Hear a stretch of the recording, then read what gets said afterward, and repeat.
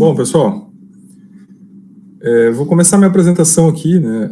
A proposta da semana é falar sobre inclusão, e até ficou um errinho aqui agora que eu acabei vendo, mas estou tentando puxar a minha fala para a questão da neurodiversidade, que é um tema que eu estou agora procurando me aprofundar, tá? Lá no meu canal, nas minhas pesquisas, tá? E desde que eu tive o diagnóstico de autismo tardio, em setembro do ano passado, eu tenho procurado estudar o assunto, tenho procurado entender mais o assunto, né? E fazer uma leitura dele, né, do ponto de vista que algumas pessoas técnicas na área chamam de alta funcionalidade, tá? Mas eu entendo que, né, na hipótese que eu estou trabalhando de pesquisa, em alto desempenho, tá? Porque o desempenho é algo que é além do funcional. Né? Funcional significa você atingir um nível, né, de interação parecido ou similar com os neurotípicos, né? E eu entendo que a gente pode e deve buscar não só esse nível de interação, né, da alta funcionalidade, mas a gente também deve trabalhar com a questão do alto desempenho, que é aproveitar as qualidades, tá, que as pessoas com autismo têm, que são qualidades inatas, e que por vezes são desperdiçadas, são desprezadas, né, que dizem respeito ao uso dirigido do hiperfoco, né, para que ele possa chegar àquilo que a gente hipotetiza que seja a hiperdotação.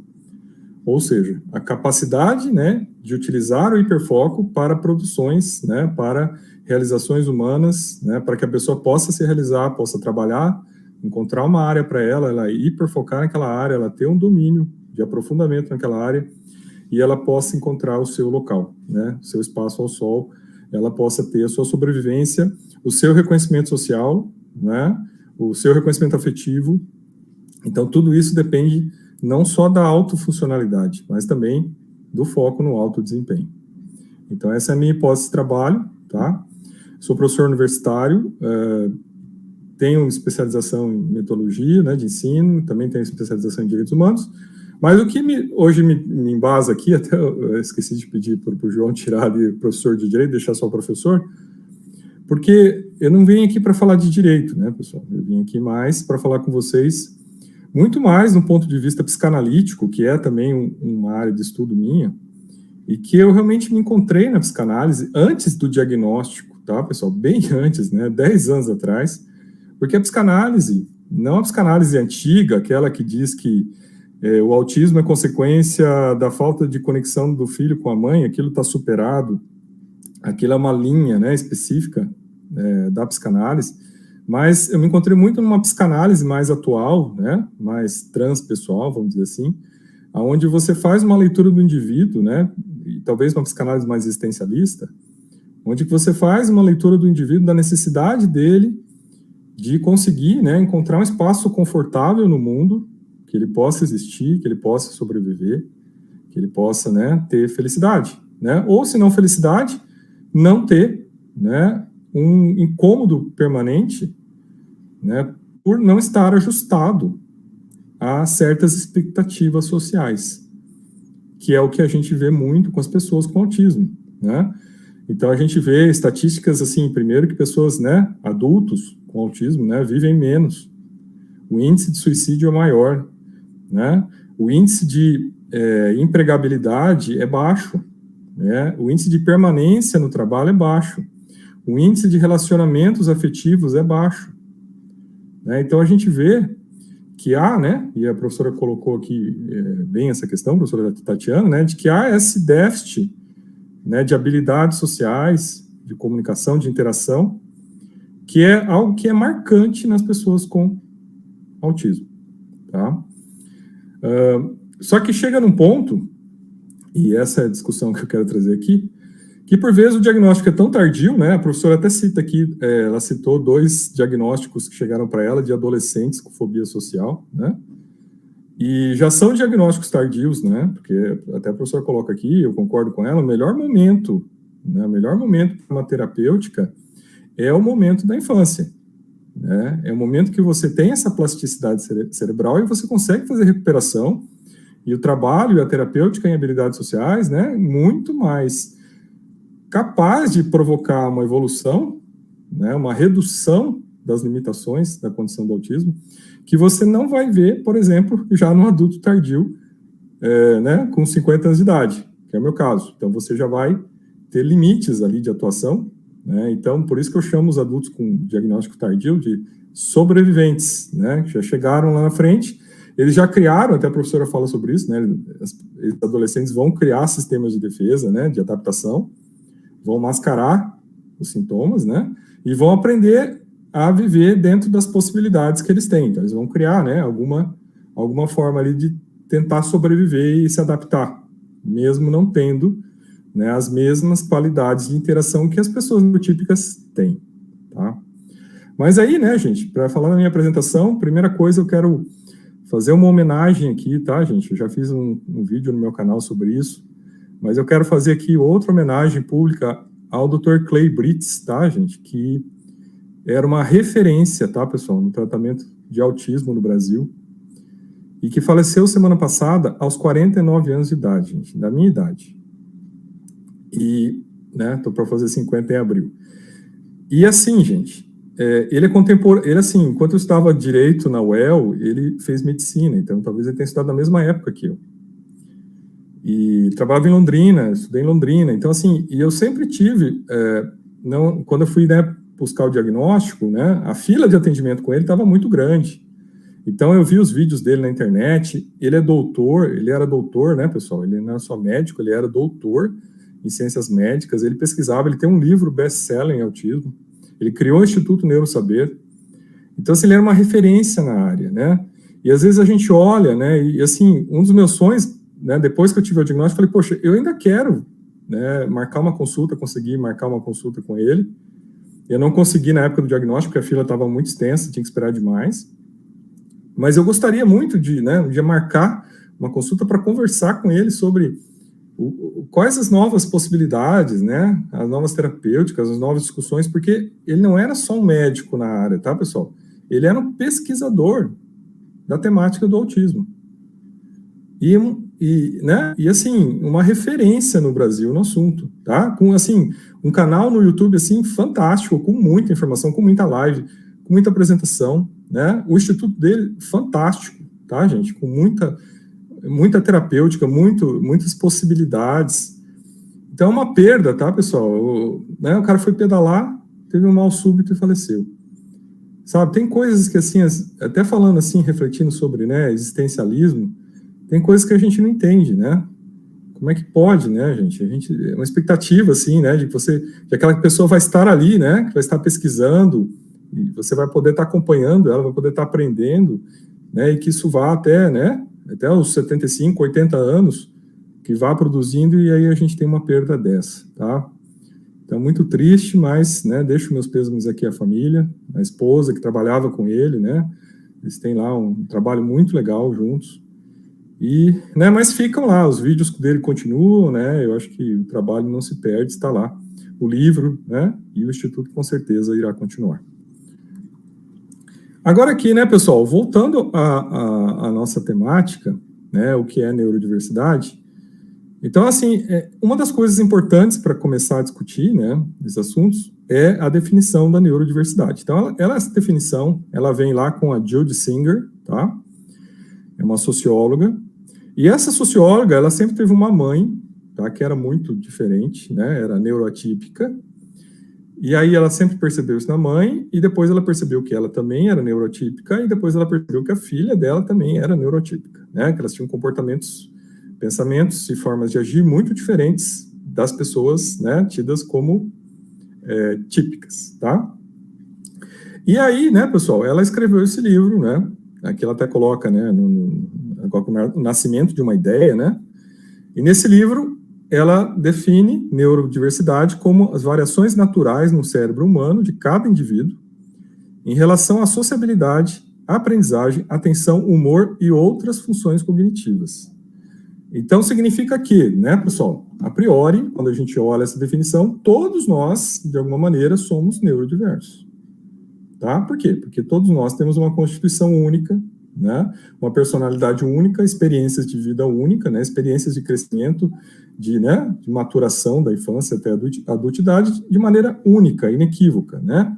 Então, nós temos um conjunto de informações que são nossos.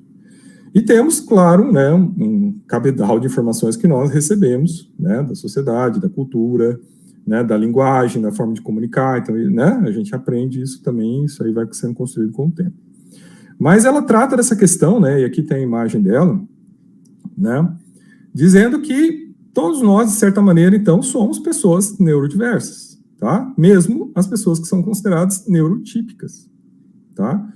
Por quê? Porque a gente pode ter, né, formas diferentes de olhar, de observar, da nossa estruturação, né? Então, aqui ela coloca, né, gente? Cada um é um ser único, uma personalidade própria, uma mente estruturada, né, na personalidade história de vida. Assim, né, pessoal? Aqui é a foto da Judy Singer.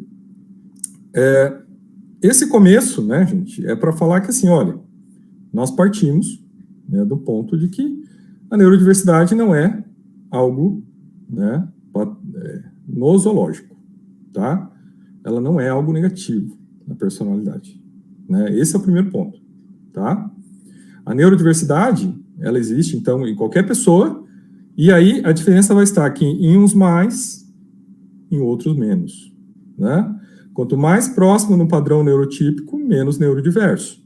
Quanto mais distante no padrão neurotípico, mais neurodiverso. Então, essa é a lição que a gente acaba tirando, né? Aí, claro que depois dela, né, surgiu um movimento para empoderar a neurodiversidade, né? Só que aí também já existia uma perspectiva contrária, né? Porque, né, começou a discussão a seguinte, tá? Você está falando de neurodiversidade, de autismo leve, ou até moderado, mas e como é que fica as questões nas pessoas do autismo severo? Né? Aí já teve um confronto em relação a né, essas linhas, né, quando elas se tornaram uma certa ideologia, tá, pessoal? Eu não quero discutir isso, tá, gente? Né? Não é meu interesse entrar nesse processo, tá? Não me cabe aqui, tá? Não estou fazendo uma defesa aqui, então, dessa ideologia, né, de reforço da neurodiversidade. Eu só estou dizendo que ela existe, e ela existe em qualquer pessoa, em grau maior ou em grau menor, claro que nas pessoas neurotípicas, em grau maior, tá? E aí, vamos lá. Aí, né, pessoal, se a gente olhar, né, se a gente pegar o livro do Foucault, tá, A História da Loucura, a gente vai ver que numa fase histórica da humanidade, tá, tudo que não era neurotípico dentro do padrão era considerado loucura, né, ou bruxaria, né? Quantas pessoas não foram queimadas e pensavam diferente, né? Então você vai pegando pessoas na história que iam questionar, né?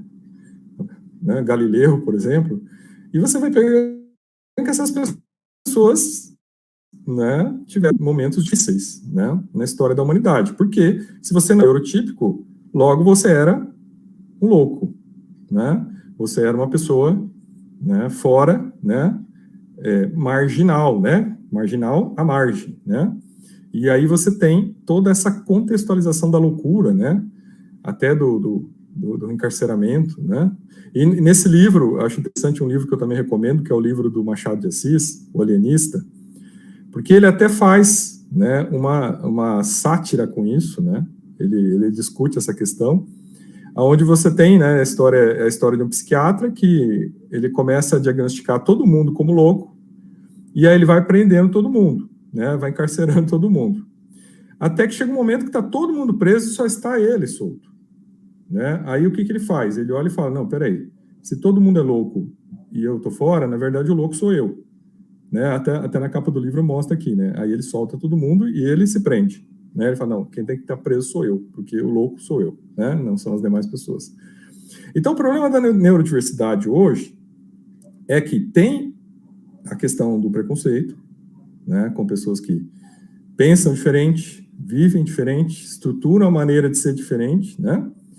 Mas tem também um outro lado, por exemplo, né? Quando você olha Elon Musk, você fala, nossa, né? É um gênio, né? Olha, constrói foguete, é o homem mais rico do mundo, né? Quer construir robô, todo mundo vai ter seu robô em casa. Então aí a gente olha, né? E vê que é muito complicado você delimitar a neurodiversidade como algo, né, que não seja positivo. Você tem que olhar no primeiro momento para a neurodiversidade como algo positivo. Eu acho que esse é o ponto de partida que nós temos que ter. Tá? Olhar primeiro assim, opa, peraí, isso não é negativo, tá? Isso é positivo. Porque senão a gente já cai nesse arquétipo da loucura, né? Nesse arquétipo da exclusão, né? Nesse arquétipo de colocar a pessoa, até a professora colocou aqui, né? O mundo vai rotular, né? Então aí, né? Essa questão de você, o mundo vai rotular, né? Mas aí cabe a gente não rotular, né? Nós que somos da área educacional, nós temos que evitar a rotulagem, né? E pelo outro lado, começar a tentar buscar a qualidade nas pessoas, né? A qualidade numa pessoa com autismo. O que ela pode contribuir? Como é que eu posso ajudá-la a ser melhor? Como é que eu posso ajudá-la, né, a superar seus déficits? E como é que eu posso ressaltar as qualidades que ela tem na personalidade dela, gente? É isso que está faltando, sabe? Eu vejo muita discussão sobre autismo, mas eu vejo pouca gente falando desse ir além, né? Desse ir além da alta funcionalidade. Né? De tentar pegar, olha, peraí, mas pessoas têm umas qualidades aqui, elas podem estar inatas, elas podem estar aqui mal, né, afloradas, mas eu posso trabalhar aqui, e aqui eu posso ajudar essa pessoa a ir mais longe. Eu acho que esse é o dever do educador, né, da gente olhar, então, né, em vez de olhar com rótulo, né, desse rótulo negativo, olhar o seguinte, não, peraí, eu estou diante de uma pessoa neurodiversa e que tem potenciais inexplorados, né, que podem, porventura, né, levá-la a algo muito legal na vida dela, né, que ela pode descobrir um caminho muito legal na vida dela. Eu acho que esse é o nosso desafio.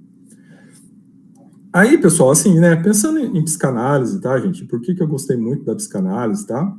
Porque a psicanálise contemporânea, né, ela trabalha muito com essa questão, né, existencial, de você discutir com a pessoa, tá? E claro, falando de adultos tardios, né, de você discutir com a pessoa, assim, como é que está a sua condição existencial no momento, né? Então, duas perguntas básicas, né, de clínica psicanalítica, que são importantes, eu acho que cabe para todos nós, né, se a pessoa for neurotípica também, para qualquer pessoa, né, gente, para um começo, assim, de terapia, é pensar no seguinte, duas perguntas de saúde mental básicas, tá, que orientam a nossa vida. Você está fazendo mal a si? Acho que essa, né, é a primeira pergunta, né, você olhar para si e ver como é que você está se sentindo, como é que você está interagindo, né? Porque às vezes, tá, pessoal, e essa é uma questão, até uma das discussões que eu fui ler uns artigos científicos aí, um dos embates que tem é o seguinte, algumas linhas, né, que defendem aí a neurodiversidade e empoderamento, consideram o ABA uma violação, tá? Então, consideram que o ABA é uma forma de você tentar interferir, né, criar comportamentos que são estranhos à pessoa para tentar colocá-la dentro de um grau de normalização. E essa é uma crítica em relação às teorias comportamentais, né, todas as teorias comportamentais. Então, a psicanálise em si, ela tem um confronto direto com o comportamentalismo, né, porque o comportamentalismo significa que você tem que colocar as pessoas em padrões, né, numa linha, e fazer as pessoas serem aqueles robozinhos ali, né, aquela conduta. E enquanto a psicanálise hoje entende que você tem que, né, trabalhar com a questão existencialista da pessoa para que ela encontre o espaço de conforto dela, de realização existencial. Ela encontra esse espaço e não, né, coloque ela em comportamentos pré-estabelecidos. Então essa é uma discussão que a psicanálise hoje faz. E aí a primeira pergunta é essa, você está fazendo mal a si, né? Então aí a gente vai, claro, analisar dentro daquela ideia do princípio da realidade, né, em combate ao princípio da fantasia, do inconsciente, né, para ver como é que a pessoa está, né, como é que ela está na interação dela com ela mesma. Aí a gente pode descobrir, né, aquilo que está disfuncional, né. E o outro ponto que eu acho que é muito importante nessa discussão, tá, gente, porque esses pontos aqui, eles levam à questão da inclusão. Eu tenho que olhar para esses pontos quando eu estou pensando em incluir pessoas neurodiversas, tá? Até posso fazer será que essa pessoa está fazendo mal a si? Se ela não está, né, ela está bem. Será que ela está fazendo mal a outrem? Né, que é a segunda pergunta, né? É a relação dela com os demais. Ela está fazendo mal a outrem? Então, essas discussões são pertinentes para a gente pensar em inclusão, né? Porque a partir do momento que a gente verifica que a pessoa está lá num certo nível de equilíbrio, que ela é assim, que ela vai seguir dessa maneira, né? Que ela está com diagnóstico tardio lá, não sei, né? Tem casos que eu já vi de diagnóstico aí de 60 anos de idade, e a pessoa está no equilíbrio, né? E o diagnóstico, às vezes, do autismo tardio, ele vem para explicar para a pessoa, olha só, tudo que aconteceu para trás, tá? Então vai dar um alívio para a pessoa entender o que aconteceu na vida dela, né? O que não deu certo, né? E vai dar um alívio nela, e uma capacidade de começar a refazer seus passos a partir daí. Então, isso que é o propósito, né? Mas, assim, dentro das necessidades dela. Quando a gente fala de adulto, né, pessoal? E aí é muito diferente, né? Quando está lidando com criança você consegue, né, ajustar, modelar. Quando você está falando com adulto, né, você já tem uma pessoa ali estabelecida, plenamente estabelecida, né?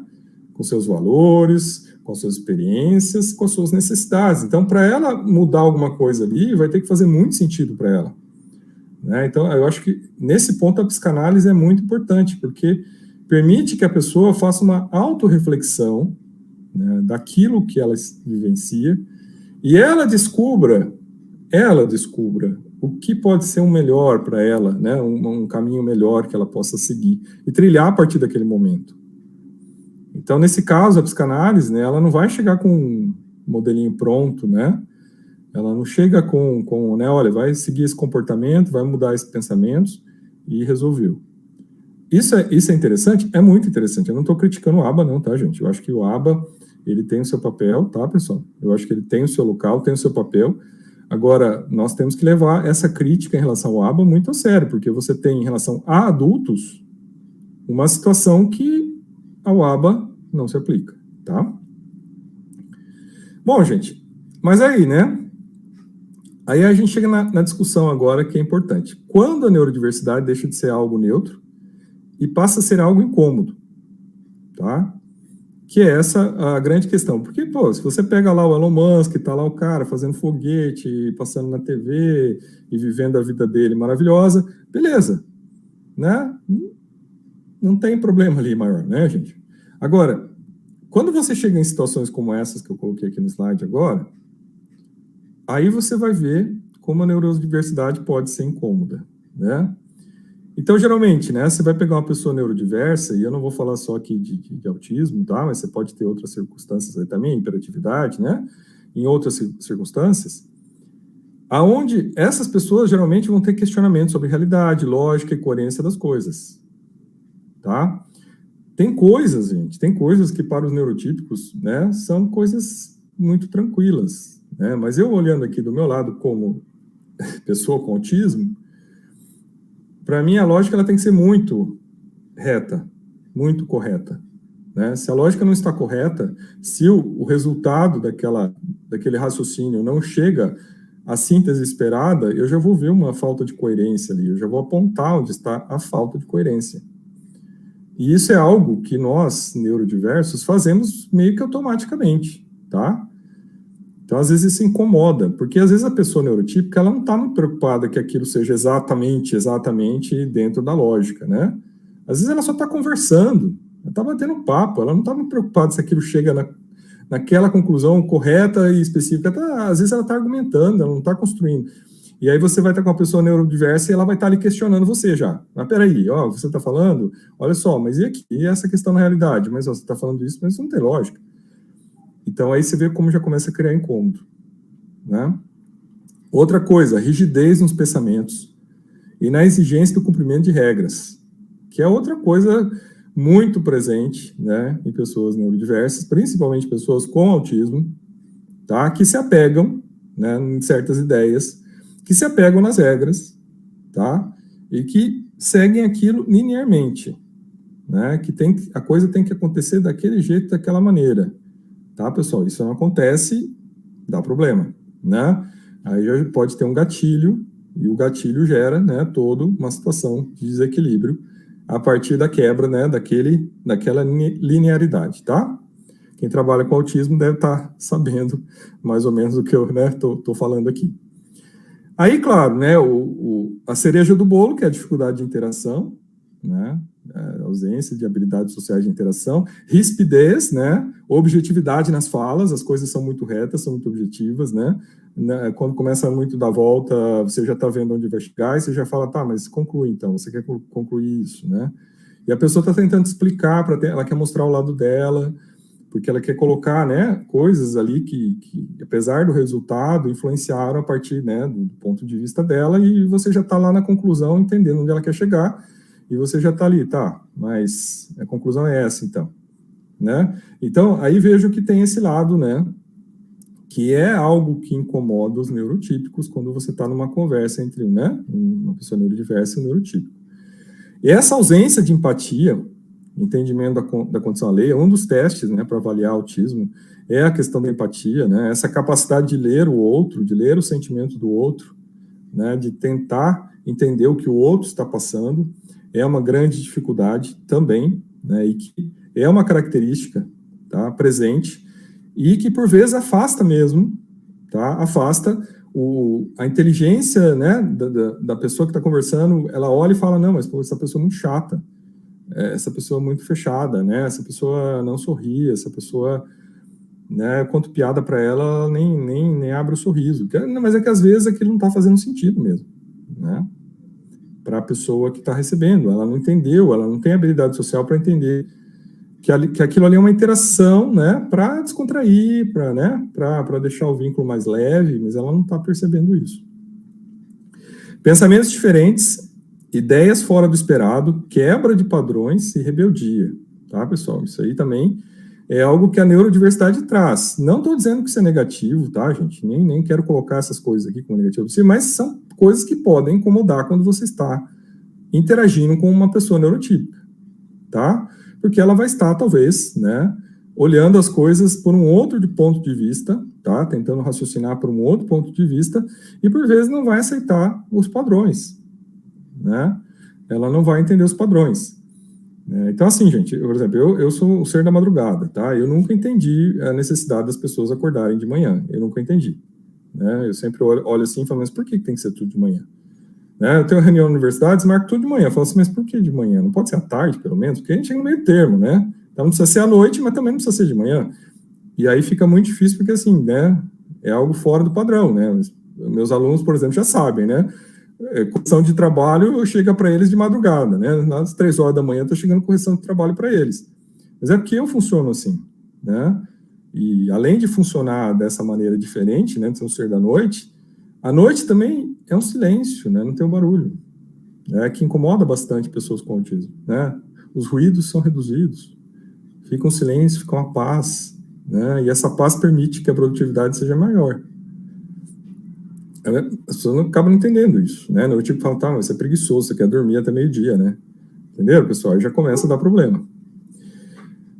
E aí a questão que a gente, né, que eu acho que traz o autismo de alto desempenho, que é a fixação em assuntos de hiperfoco, né, rotinas próprias, excentricidades e alienação a assuntos outros, né? Então, você vai pegar uma pessoa, né, com hiperfoco, com hiperdotação, ela vai querer falar só do que está no hiperfoco dela.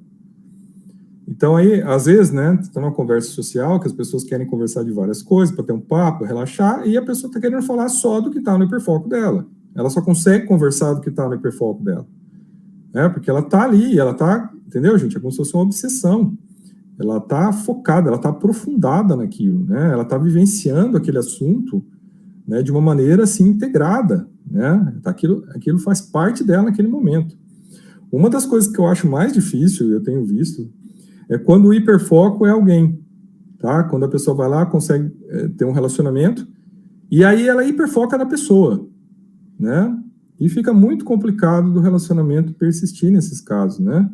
Porque aquilo passa a ser uma obsessão, né? Não que vai ter decorrências, né, graves, mas, por exemplo, né, a pessoa com autismo vai ficar olhando a pessoa com todos os seus detalhes, vai identificar todos os detalhes, vai identificar todas, né, as coisas, né, tudo que a pessoa fizer, ela vai estar vendo o detalhe da pessoa fazendo, então, às vezes, fica meio sufocante, tá? Pode ser uma coisa assim que incomoda.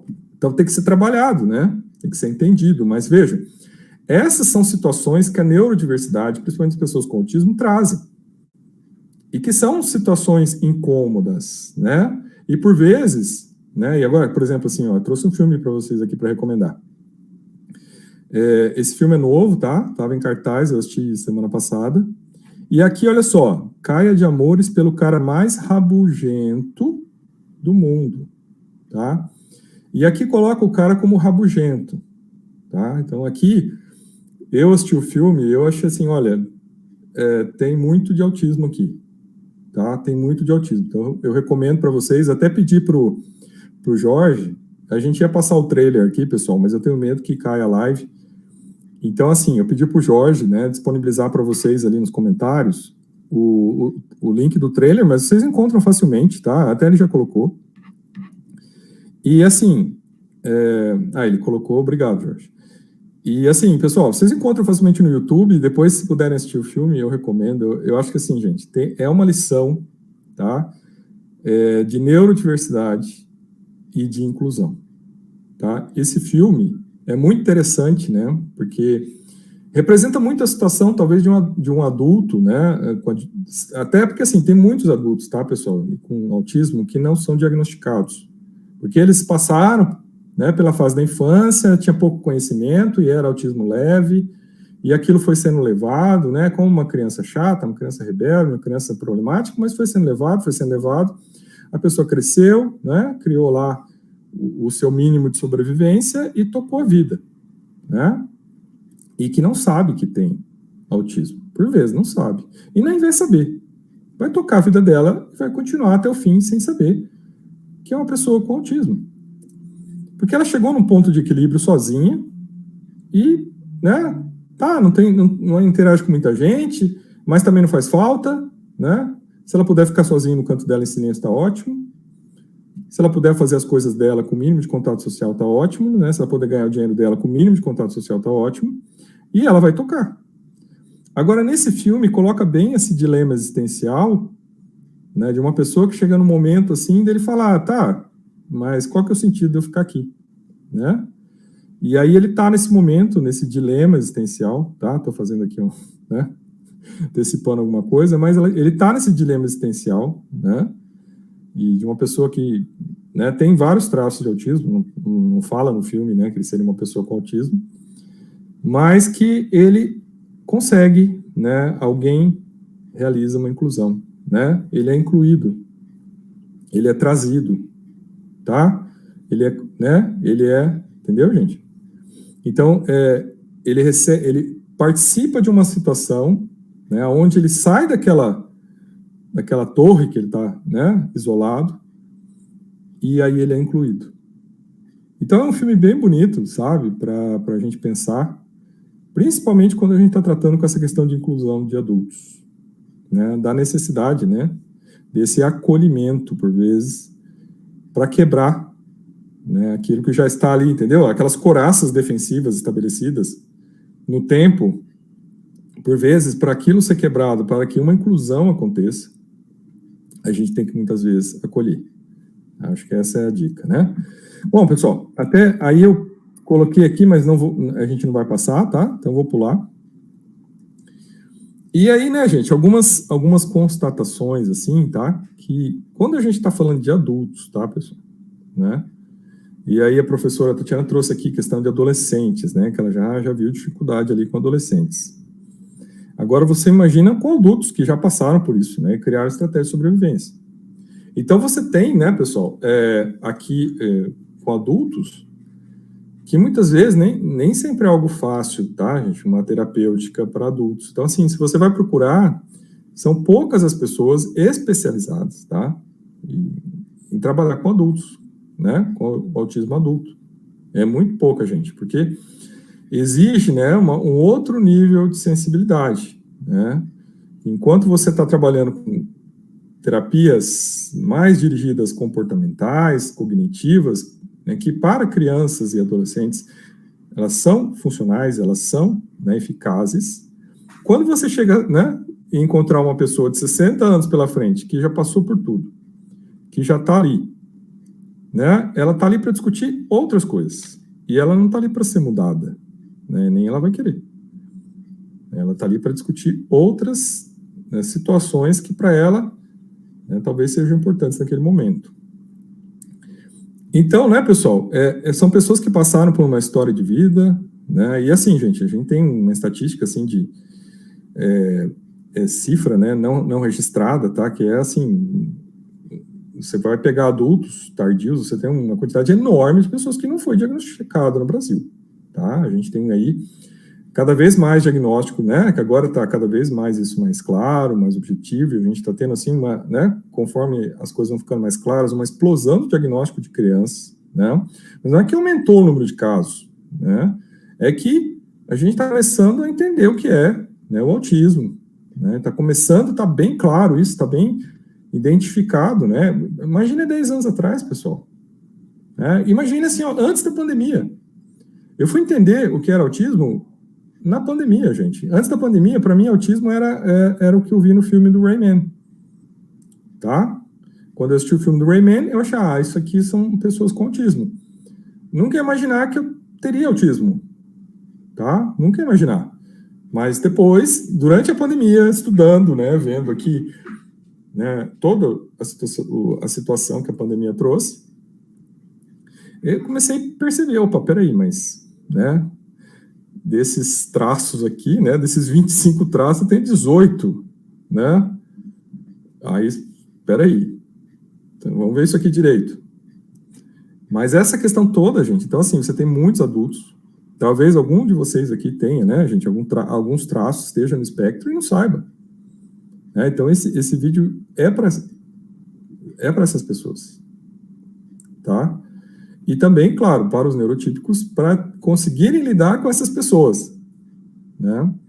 Até aconteceu um caso essa semana aí, né, do problema lá de etarismo, né, que foi lá umas jovens lá, né, tiveram preconceito porque tinha uma pessoa estudando na sala de aula lá que tinha mais de 40 anos, né, e aí elas falaram, essa pessoa aqui não pode estar estudando, tem 40... Aí houve aquela comoção toda em relação ao assunto, né, e até na reportagem depois, acho que foi no Fantástico, que eu vi lá, eles estavam falando que, olha, hoje o ensino superior está sendo ocupado por pessoas mais velhas. Então, isso é um contrassenso, né? A pessoa está olhando ali, né, com o etarismo, né, com aquele preconceito que teve em relação ao estudante, mas hoje a realidade é essa, a gente cada vez vai ter pessoas com mais idade estudando. E aí, pessoal, eu começo a ver, talvez, tá, uma procura dessas pessoas com diagnóstico tardio de autismo, ou sem diagnóstico, mas que possam estar procurando, né, gente, um novo caminho, achar uma nova possibilidade, né, se descobrir de outra maneira, né, ter uma nova chance, ter uma nova possibilidade, e essas pessoas todas vão aparecer, né, vão estar estudando. Eu vejo lá, montei um canalzinho, né, gente, desde que eu tive o diagnóstico, montei um canalzinho, e o que aparece lá, gente, é o pessoal do diagnóstico tardio. Que vem lá e conversa, poxa, né, eu também tive o diagnóstico tardio, quanta coisa aconteceu, se eu soubesse antes, teria sido diferente, teria feito escolhas na vida diferentes, tá? E eu vejo que, no meu caso, bate 100%, tá? Isso para mim, assim, foi um alívio, né, de olhar para trás e falar, puxa, quanta coisa aconteceu, né, que poderia ter sido diferente.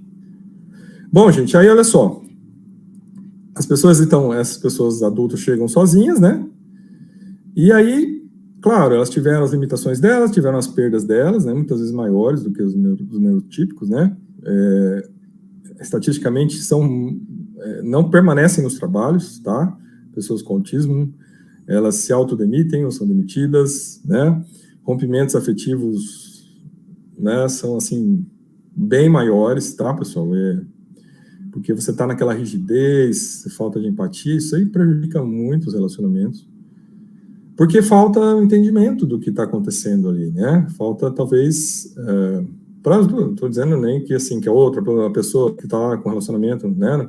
A pessoa neurotípica esteja lá e tenha que suportar todo, né? Aquela carga. Não estou dizendo isso. Mas estou dizendo que, né? Uma vez que você tenha, né? Um pouco mais de dados, de realidade, você entenda o que está acontecendo, as coisas podem ser melhores, né? E a inclusão aí pode acontecer, tá? Então, onde que eu vejo, pessoal, que a coisa é mais complexa? Tá? Onde que eu vejo assim que eu falo, nossa, é aqui que as coisas pegam. Tá? Aonde que a inclusão tem que acontecer? Relações laborais. Tá? Eu até coloquei as primeiras aqui, porque são as mais importantes que eu vejo nesse ponto de vista. Né? Tem estatísticas que dizem que 70% das pessoas adultas com autismo não conseguem trabalhar, não conseguem permanecer nos trabalhos. Né? Vejam em volta de vocês, né? Verifiquem no trabalho de vocês quantas pessoas com autismo tem. Né? Quando eu fui fazer meus testes, meus exames aqui, eu perguntei, quantas pessoas com autismo trabalham aqui? Nenhuma. Né? Então, você tem uma empresa com neurotípicos, que atende, mas que não tem nenhuma pessoa com autismo trabalhando. Não estou dizendo que é errado, talvez não tenham as pessoas que querem trabalhar, talvez tentaram trabalhar e não conseguiram permanecer, tá, gente? Mas é fato de que, né, se você for verificar, né, no conjunto, essa imagem está meio torta aqui, pessoal, no conjunto, o computador está meio de lado. Se eu verificar no conjunto das coisas, você não vai encontrar as pessoas trabalhando, né?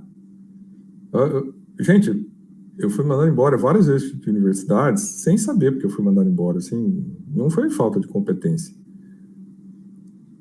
Aí chegou um ponto que eu falei, não, chega, eu vou ficar dando aula na pública só. Parou, né? Tô cansado já, né?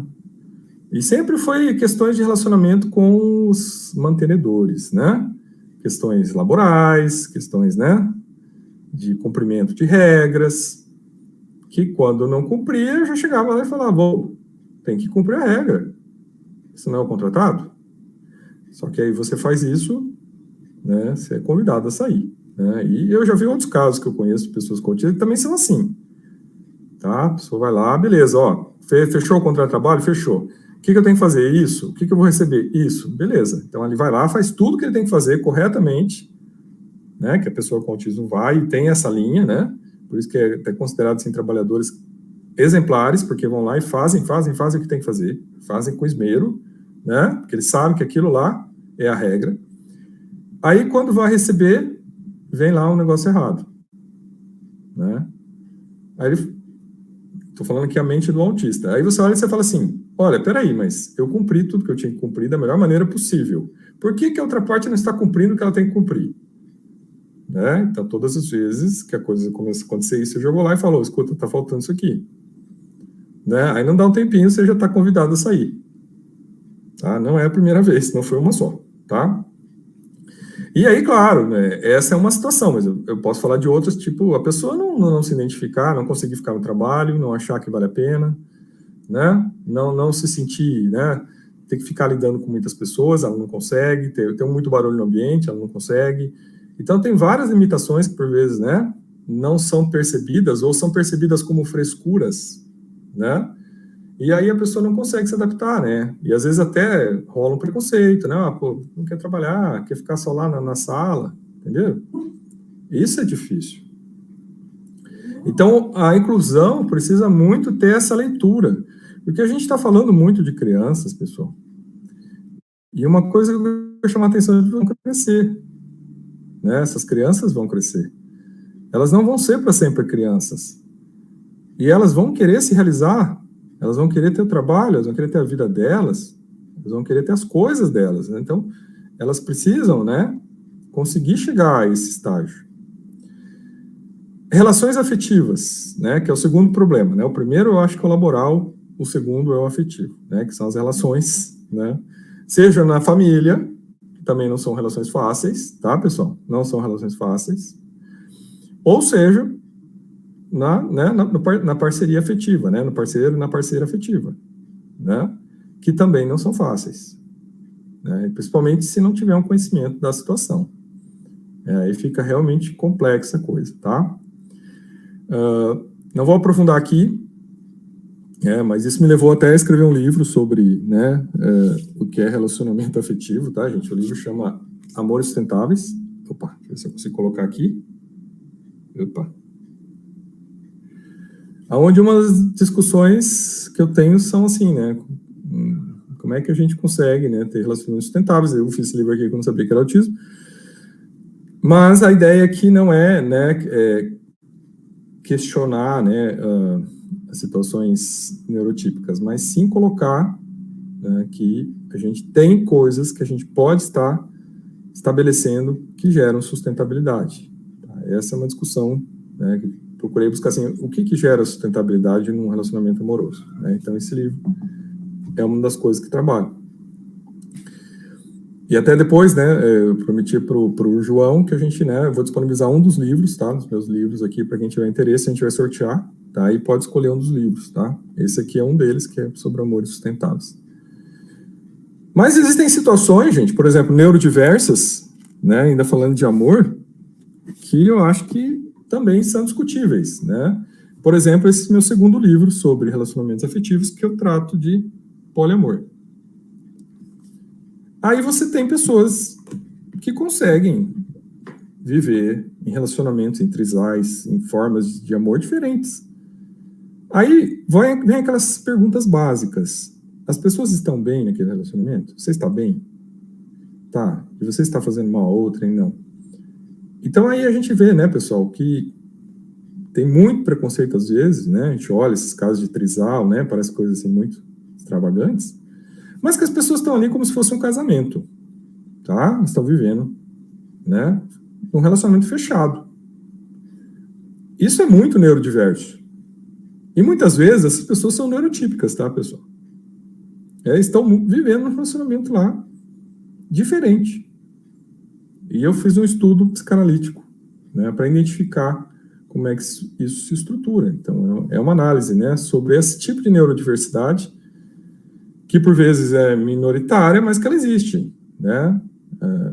Muitas vezes a pessoa, ela tem, né, ela pensa que talvez o amor deveria ser de formas diferentes, mas muitas vezes ela está presa no modelo tradicional porque ela tem medo, ela tem receio, né, ou ela, né, não, vamos dizer assim, não consegue encontrar outras pessoas para viver um outro tipo de relacionamento da maneira como ela acha que talvez deveria ser. Então, essa é uma discussão muito psicanalítica, né? Muito de divã, né? E as relações sociais, tá, pessoal? Eu coloquei em terceiro lugar relações sociais aqui, porque, sinceramente, eu vou falar aqui com uma pessoa com autismo, tá, gente? As relações sociais são as que menos me importam, tá? Eu tenho um círculo bem restrito de pessoas com quem eu tenho contato, né? Que eu, assim, consigo conviver. E, assim, sinceramente, não me faz muita falta, tá, pessoal? Eu vou deixar bem claro aqui para vocês, porque isso é uma verdade, tá? E algumas pessoas que eu conheço, que também são pessoas com autismo, que também não tem muita necessidade de ter muita gente em volta, tá? Elas têm algumas pessoas que são muito especiais, né? Que são o suporte, que estão ali, que são referência para ela.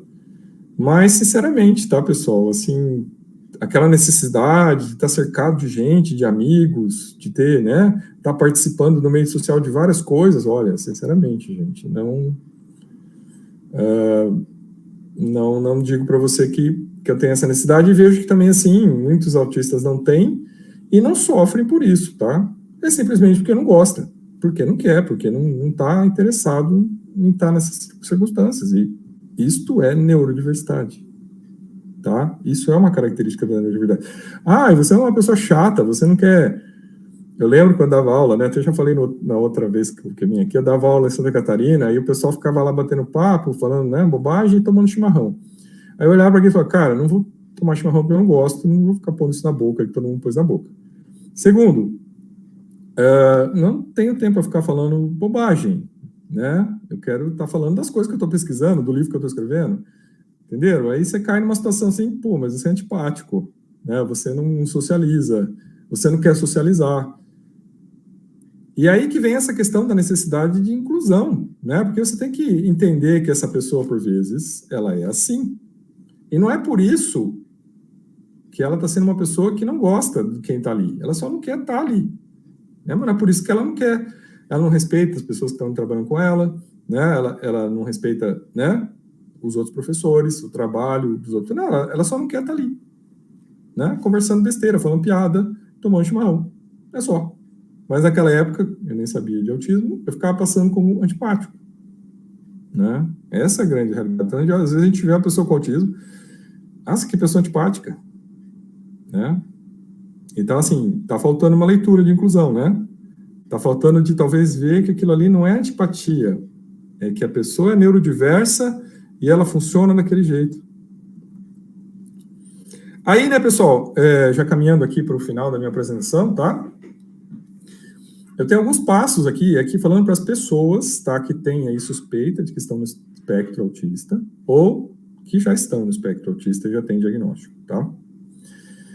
Assim, procure uma avaliação, tá, séria, com um profissional que entende de autismo de adultos, né, primeiramente com um médico, e aí volta, né, o meu pesar pela perda do Dr. Clay Britz, tá, porque ele era uma dessas almas que entendia de autismo de adultos, tá. Isso é muito triste, porque são poucos profissionais que entendem, né, que conseguem fazer essa conexão, sabe, de entender o que está acontecendo ali com aquela pessoa.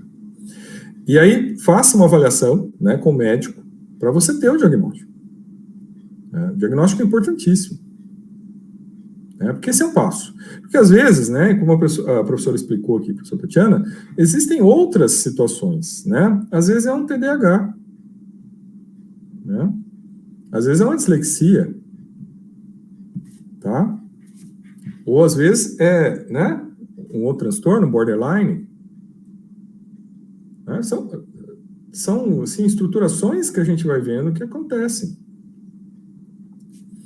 Aí, depois, o segundo passo, tá, pessoal? Eu acho que, assim, vale até para vocês, assim, não só, né, para a pessoa no espectro, tá no suspeita do espectro, mas, assim, para você orientar alguém que você vê que tem, né, um pezinho ali, né? Se você tem intimidade, amizade suficiente para falar, olha, será que, né, não é? Mas aí, claro, tem que ter muita intimidade para falar as coisas, né, nesse nível, né? Mas, assim, gente, segundo passo, né, é buscar um acompanhamento terapêutico, se necessário for, se a pessoa entender que precisa, se ela entender que é o momento, né, de buscar um acompanhamento terapêutico para desenvolver algumas habilidades sociais ou para ressignificar algumas coisas, para verificar, né, para discutir, para aprofundar no próprio sentido da existência, do caminho, do que ainda pode fazer, do que desejaria fazer a partir de agora, a partir do momento que tem o diagnóstico. Então, esses são passos, né, para a autoinclusão. E, gente, uma das coisas que eu acho muito importantes é que em situações onde você sabe que você pode ter um determinado estresse, em situações onde você sabe que ali, tá, gente, é algo que precisa ter uma maior conexão e que não pode aparecer ali, entendeu? Um mal entendido em relação à sua personalidade, eu acho que nesses casos é importante chegar e falar, olha, né, eu sou uma pessoa com autismo, tá? Sem vitimização, eu acho que é importante isso. Não está falando de vitimização, não é usar isso, né, para ter vantagens indevidas, mas para usar o seguinte, né? Eu falo, daqui a pouco eu vou dar aula. Eu chego na sala de aula, se tem aluno conversando, eu falo, olha, pessoal, vocês sabem, né? Qualquer barulhinho aqui me incomoda em dobro, né? Porque eu tenho uma sensibilidade auditiva ampliada. Então, assim, se vocês puderem conversar no WhatsApp ou quiserem conversar fora da sala de aula, fiquem à vontade. Então, eu bato esse papo, né, com os alunos, claro, já são adultos, são universitários, e aí a coisa fica bem tranquila, sabe?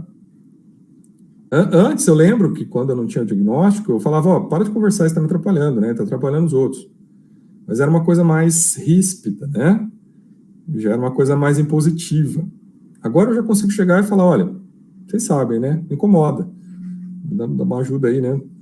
E aí, eu vejo que ficou muito mais leve para mim e para eles, né? Porque antes eu chegava e falava, ó, para de conversar na minha aula.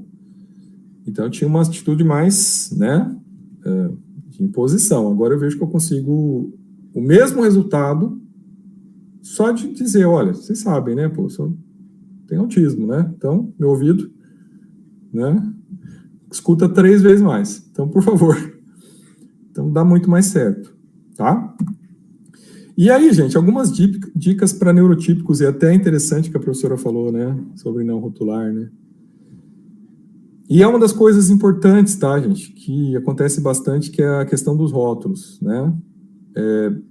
O rótulo, né, sempre ele é colocado como algo negativo, pejorativo, né? Tem até alguns livros de resolução de conflitos, tá? que diz que para você odiar alguém, para você ter algo contra alguém, primeiro você tem que rotular a pessoa. Tá? Se você não rotulá-la de algo negativo, você não consegue odiar a pessoa. Então, se vocês forem ver muito aí da engenharia social para criar ódio social entre as pessoas, né, você vai ver que existe muito da questão da rotulagem. Né? Então, você tem que ver no outro coisas ruins que tirem a humanidade dele, né? Ou que transformem ele numa pessoa a qual eu possa ofender ou, né, tratar mal porque ele está naquela condição. Então, o rótulo é não só um instrumento de engenharia social, né, para transformar as pessoas, né, em grupos que se combatem, mas também é algo, né, que gera na interação algo muito ruim. Porque, gente, o rótulo, ele tem um vai e um volta. Porque a partir do momento que a pessoa percebeu que você rotulou ela de algo negativo, ela vai rotular você de volta. Vai ser imediato. O troco é imediato. Né? Então, rotulou para cá, rotula para lá. Você jogou uma coisa negativa nela, ela vai ver uma coisa negativa sua. E aí você já criou um conflito. Então, assim, evitar a rotulagem, né, que falando para inclusão, né, para neurotípicos que querem, né, promover a inclusão, é a gente evitar a rotulagem, tá, pessoal? Então, né, esse autista aí, né, se começou assim, já começou mal, né, gente? Né? Já começou mal, né? Já tá criando um rótulo ali e realmente vai ter problemas. Outra coisa importante, tá, que é esse estender a mão, né? Perguntar à pessoa quais são as suas necessidades, né? Então, não chegar com capacitismo, né? Achando que a pessoa tem que ser pajeada, né? E por ela ter aquela condição, ela tem que ser tratada inferiormente aos demais. Então, isso também é uma rotulagem, de certa maneira, né? O capacitismo, ele rotula as pessoas. Ele tenta reduzir certas pessoas. Então, assim, se você olhar para aquilo com capacitismo, né? Você está rotulando alguém. E aí você está criando uma situação ruim, né? Porque para aquela pessoa que já tem lá alguma condição desfavorável, né? Ela está sendo tratada de uma maneira inferior. Então, assim, tem que perguntar para as pessoas: olha, você precisa do quê? Né? O que eu posso te ajudar? Qual a sua necessidade? Aí a pessoa fala: não preciso de nada, tudo bem. Então, beleza. Né? Então, segue o jogo. Eu acho que, né, esse estender a mão, né, para a pessoa dizer se ela precisa de alguma coisa ou não, é legal, tá? E ajuda bastante. E quando você perceber uma situação de discriminação, preconceito, tá, gente? Procura sempre atuar para corrigir aquilo, tá? Para desfazer aquilo, né? Tirar o rótulo, desfazer aquilo, porque aí sim a gente começa a fazer a inclusão, né? A gente começa a trazer essa pessoa. Eu acho que o filme ali do Pior Vizinho do Mundo é muito interessante de ver, tá, pessoal? Como é que acontece a inclusão ali, como é que ele é, né? Como é que é a pessoa ali que faz a inclusão, faz o vínculo com ele, como é que ela chega nele? Né? Como é que ela vai quebrando aquilo, né? Como é que ela chega e fala: olha, você é assim, né? Mas, né, não é por isso que eu tenho algo contra você. Então, entendeu, pessoal? Como é que você vai quebrando isso? Então, para adultos, isso é muito importante, tá? Para adultos, isso é muito importante. E, já, caminhando para o final, eu recomendo esse livro, tá, pessoal? Que é do Marshall Rosenberg. Com certeza, todo mundo que é educador aí conhece, tá, pessoal? Jogando uma olhada aqui, mas é A Comunicação Não Violenta, tá? Que é um livro para quem realmente trabalha com inclusão. Eu acho que é uma leitura obrigatória, tá, pessoal? E eu acho que, assim, a primeira frase, quando eu abri esse livro, tá, preparando um curso aqui para meus alunos sobre mediação de conflitos, a gente foi usar esse livro, e uma das primeiras coisas que eu vi que realmente fez muito sentido é o seguinte: quando você estiver com alguém, em vez de rotular, você tenha compaixão. Olhe para o sofrimento da pessoa, olhe para as dificuldades que ela está passando e tenha compaixão. Se você fizer isso, você está criando um vínculo com ela, né? Então, uma das aprendizagens, né, e para mim, assim, que tem dificuldades em estabelecer empatia, essa foi muito uma lição de vida maravilhosa, né? Porque você tem que olhar e fazer um esforço para entender o que a pessoa está passando, né? Isso ajuda bastante, né? Isso já cria um vínculo bem positivo, tá, pessoal? Então, é a frase que ele coloca, a primeira frase do livro é essa: ó: o que eu quero em minha vida é compaixão. Um fluxo entre mim mesmo e os outros, com base numa entrega mútua do fundo do coração. Essa frase, quando eu vi, eu falei, cara, isso aqui é uma joia, né? Preciosidade.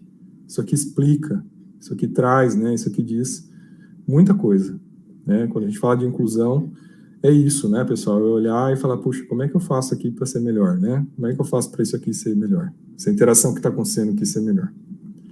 E aí, pessoal, agradeço. Tá aqui meus contatos, tá? Não apareceu um pedacinho lá do Instagram. Aí eu peço para depois o José mostrar aqui meu Instagram, mas, pessoal, os contatos estão aí, os links estão aí. Precisando, querendo bater um papo, né, me chame aí, a gente bate um papo de boa, tá? Tá o blog ali onde eu estou escrevendo sobre autismo de alto desempenho, principalmente na questão dos adultos, tá, pessoal? Porque eu acho que isso é importante. Agradeço a todos, agradeço a professora Tatiana, João, José, e fico à disposição aqui para eventuais dúvidas, né, e questionamentos.